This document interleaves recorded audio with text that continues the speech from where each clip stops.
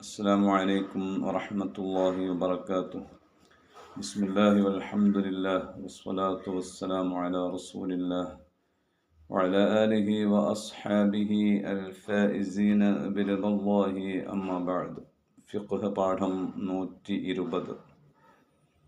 ഹിജ്രി calendar പ്രകാരം ഒരു വർഷത്തിൽ 354 ദിവസങ്ങളാണ് ഉണ്ടാവുക. ഈ 354 ദിവസങ്ങളുടെ കൂട്ടത്തിൽ സയ്യിദുൽ അയ്യാം, ദിവസങ്ങളുടെ നേതാവായി, അഫ്ളലുൽ അയ്യാം, ദിവസങ്ങളിൽ ഏറ്റവും ശ്രേഷ്ഠമായ ദിവസമായി അറിയപ്പെടുന്നത് യൗമു അറഫ, അറഫ ദിവസമാണ്. മഹാന്മാരായ കർമ്മശാസ്ത്ര പണ്ഡിതന്മാർ ഈ വിഷയം വളരെ വ്യക്തമായി അവരുടെ ഗ്രന്ഥങ്ങളിൽ രേഖപ്പെടുത്തിയിട്ടുണ്ട്. ബലിപ്പെരുന്നാൾ സുദിനത്തേക്കാൾ, ചെറിയ പെരുന്നാൾ ദിവസത്തേക്കാൾ, അങ്ങനെ ഏതേത് മഹത്വമേറിയ ദിവസങ്ങളുണ്ടെങ്കിലും ആ ദിവസങ്ങളെക്കാളെല്ലാം ശ്രേഷ്ഠമാണ് അറഫ ദിവസം. എത്രത്തോളം വിശുദ്ധ റമളാനിലെ അവസാന 10 ഓരോ ദിവസങ്ങളും എടുത്ത് അറഫ ദിനവുമായി തുലനം ചെയ്യുകയാണെങ്കിൽ അറഫ ദിനത്തിനാണ് ശ്രേഷ്ഠത വർദ്ധിക്കുക. റമളാനിലെ അവസാനത്തെ 10 ദിവസങ്ങൾ, ദുൽഹിജ്ജയുടെ ആദ്യത്തെ 10 ദിവസങ്ങൾ, ഈ 10 ദിവസങ്ങളെ മൊത്തത്തിൽ തുലനം ചെയ്യുമ്പോൾ ഏറ്റവും ശ്രേഷ്ഠമേറിയത് റമളാനിലെ അവസാനത്തെ 10 ദിവസങ്ങൾക്കാണ്. എങ്കിലും അങ്ങനെയാണ് ഇബ്നു ഹജർ റളിയല്ലാഹു തആല അൻഹു പ്രബലമായി പറഞ്ഞിട്ടുള്ളത്. എന്നാൽ പോലും റമളാനിലെ അവസാനത്തെ 10 ദിവസങ്ങളിലെ ഓരോ ദിവസങ്ങളെടുത്ത് താരതമ്യം ചെയ്യുമ്പോൾ അറഫ ദിനത്തിനാണ് ശ്രേഷ്ഠത വർദ്ധിക്കുക എന്ന വിഷയത്തിൽ മഹാന്മാരായ ഫുഖഹാ അവരുടെ കിതാബുകളിൽ വ്യക്തമായി രേഖ കൊണ്ടുവന്നതായി നമുക്ക് കാണാൻ സാധിക്കും. അപ്പോൾ അറഫ ദിനം ഏറ്റവും ശ്രേഷ്ഠതയുള്ള ദിവസമാണ്.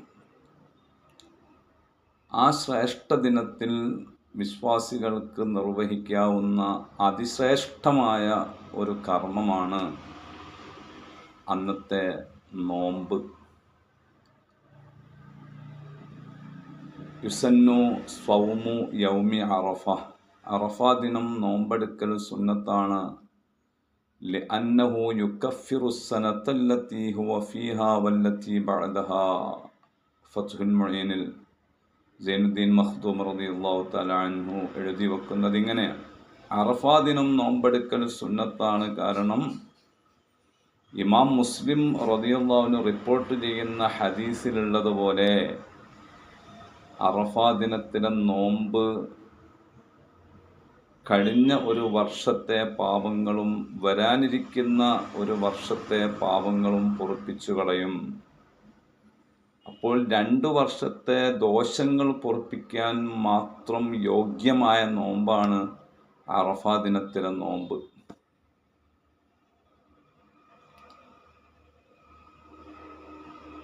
ونقل الشرقاوي عن ابن عباس رضي الله عنهما أن في الحديث بشرى بحياة السنة المقبلة لمن صامه. ഫത്ഹുൽ മുഈനിൻ്റെ വിശദീകരണ ഗ്രന്ഥമായ തർശീഹിൽ കാണാം, അബ്ദുല്ലാഹി ഇബ്നു അബ്ബാസ് റളിയല്ലാഹു അൻഹുമായിൽ നിന്ന് ഇമാം ശർഖാവി ഉദ്ധരിക്കുന്നത്, ഈ ഹദീസിൽ ഒരു ബുശ്റയുണ്ട്. ഇമാം മുസ്ലിം റളിയല്ലാഹു അൻഹു റിപ്പോർട്ട് ചെയ്ത സിയാമു യൗമി അറഫത അഹ്തസിബു അലല്ലാഹി അന്നഹു യുകഫിറു സനത്തല്ലത്തി ഖബ്ലഹു വസ്സനത്തല്ലത്തി ബഅദഹു എന്ന ഈ ഹദീസിൽ ഒരു സുവിശേഷമുണ്ട്, സന്തോഷവാർത്തയുണ്ട്. എന്താണ്? ബിഹയാത്തി സനത്തിൽ മുഖ്ബിലത്തി ലിമൻ സ്വാമ, അറഫ നോമ്പ് അനുഷ്ഠിച്ച ആളുകൾക്ക് വരുന്ന ഒരു വർഷം കൂടെ ജീവിക്കാൻ അവസരമുണ്ടാകും എന്ന സന്തോഷ വാർത്തയുണ്ട്. കാരണം അദ്ദേഹം നിലകൊള്ളുന്ന ഈ ഒരു വർഷത്തെ, അഥവാ ഈ ദുൽഹിജ്ജ അവസാനത്തോടു കൂടെ തീരുന്ന ഒരു വർഷത്തെ പാപവും വരുന്ന മുഹറം ഒന്നോടുകൂടെ ആരംഭിക്കുന്ന അടുത്ത വർഷത്തെ പാപവും അറഫ നോമ്പ് കൊണ്ട് പൊറുക്കപ്പെടും എന്ന് പറയുമ്പോൾ ഒരു വർഷം കൂടെ ജീവിക്കാനുള്ള അവസരം അറഫ നോമ്പ് കൊണ്ട് ഉണ്ട് എന്ന് ഈ ഹദീസിൽ സന്തോഷ വാർത്ത അറിയിക്കുന്നുണ്ട്. അപ്പോൾ അറഫ നോമ്പ് അനുഷ്ഠിക്കുന്ന ആളുകൾക്ക് ഒരു വർഷത്തെ ദീർഘായുസ് റസൂലുള്ളാഹി സ്വല്ലല്ലാഹു അലൈഹി വസല്ലം തങ്ങൾ ഓഫർ ചെയ്തിട്ടുണ്ട്. മാത്രമല്ല ഖാല സ്വല്ലല്ലാഹു അലൈഹി വസല്ലം യഅദിലു സൗമു യൗമി അറഫത ബിസ്സൗമി സനതൈൻ.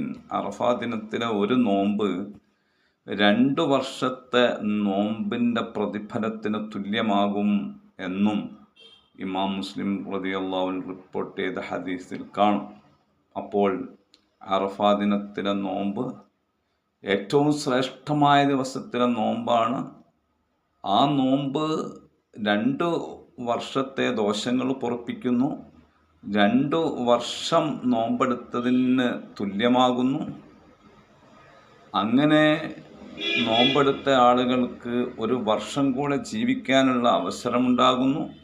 ആ ജീവിതത്തിൽ അവർ ചെയ്തു പോകുന്ന പാപങ്ങൾ കാലേക്കൂട്ടി പൊറുക്കപ്പെടുന്നു. അതല്ലെങ്കിൽ അവർക്ക് വരും വർഷത്തിൽ ദോഷം ചെയ്യാതെ സംശുദ്ധമായ ജീവിതം നയിക്കാനുള്ള അവസരം അള്ളാഹു നൽകുന്നു. എന്ന് മാത്രവുമല്ല, ആ പൊറുക്കപ്പെടുന്ന പാപങ്ങൾ ചെറിയ പാപങ്ങളാണ് എന്നാണ് ഇബ്നു ഹജർ റളിയല്ലാഹു തആല അൻഹു പ്രബലമാക്കിയതെങ്കിലും വൻപാപങ്ങൾ തന്നെയും പൊറുക്കപ്പെടും എന്ന് പറഞ്ഞ പണ്ഡിതന്മാരും ഉണ്ട്. അപ്പോൾ അറഫാ ദിനത്തിലെ നോമ്പ് ഒരു സാധാരണ നോമ്പല്ല. പക്ഷെ ഈ നോമ്പ് ഹാജിമാർക്ക് സുന്നത്തില്ല.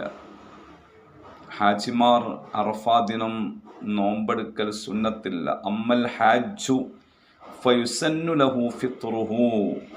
നോമ്പ് ഒഴിവാക്കലാണ് സുന്നത്ത്. വഇല്ലം യുളഇഫ്ഹു സ്വൗമു അനി ദുആ.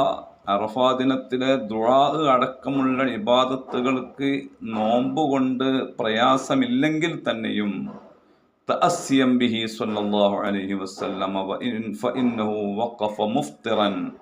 റസൂലുള്ളാഹി തങ്ങൾ നോമ്പെടുക്കാതെയാണ് അറഫയിൽ നിന്നത്. മാത്രമല്ല വതഖവ്വിയൻ അല ദുആ. അറഫയിലെ പ്രധാന കർമ്മം ദുആ ചെയ്യലാണല്ലോ.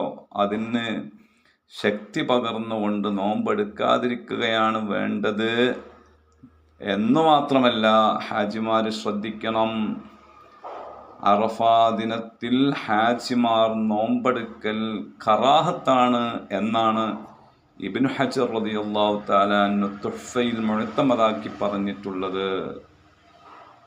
ഇനി കറാഹത്തല്ല എന്ന് പറഞ്ഞ പണ്ഡിതന്മാരും ഖിലാഫുൽ ഔലയാണ് എന്ന വിഷയത്തിൽ തർക്കമില്ലാത്തവരാണ്. ഏതായാലും ഹാജിമാർ അറഫാ ദിവസത്തെ നോമ്പ് ഉപേക്ഷിക്കേണ്ടതാണ്. എന്നാണ് ഈ അറഫാ ദിവസം ഫത്ഹുൽ മുഈനിൽ സൈനുദ്ദീൻ മഖ്ദൂമ തങ്ങൾ പറഞ്ഞു, വഹുവ താസിഉ ദിൽഹിജ്ജ. ദുൽഹിജ്ജയുടെ 9ാമത്തെ ദിവസമാണ് അറഫാ ദിവസം. ഇത് പ്രത്യേകം എടുത്തു പറയുന്നത് ചില ആളുകളൊക്കെ കൺഫ്യൂഷൻ ആവാറുണ്ട്, അല്ലെങ്കിൽ കൺഫ്യൂഷൻ ആക്കാറുണ്ട്. എന്ത്, ഹാജിമാർ ഇന്നലെ അറഫയിൽ നിന്നല്ലോ, പിന്നെ നമ്മൾ ഇന്ന് അറഫാ ദിനം നോമ്പെടുത്തിട്ട് എന്തു കാര്യം?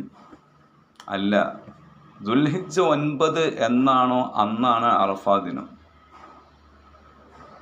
ഓരോ ആളുകളും താമസിച്ചു കൊണ്ടിരിക്കുന്ന ഇടങ്ങളിൽ ദുൽഹിജ്ജ 9 എന്നാണോ സംജാതമാകുന്നത് അന്നാണ് അവരുടെ അറഫാ ദിനം.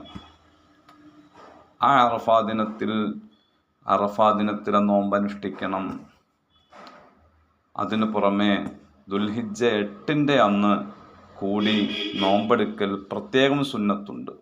ദുൽഹിജ്ജ 1 മുതൽ 9 ഉൾപ്പെടെയുള്ള ദിവസങ്ങളിൽ നോമ്പെടുക്കൽ പൊതുവിൽ സുന്നത്തുണ്ടെങ്കിലും 9-ന്റെ അന്ന് അറഫാ ദിനം എന്ന നിലക്ക് പ്രത്യേകവും 8-ന്റെ അന്ന്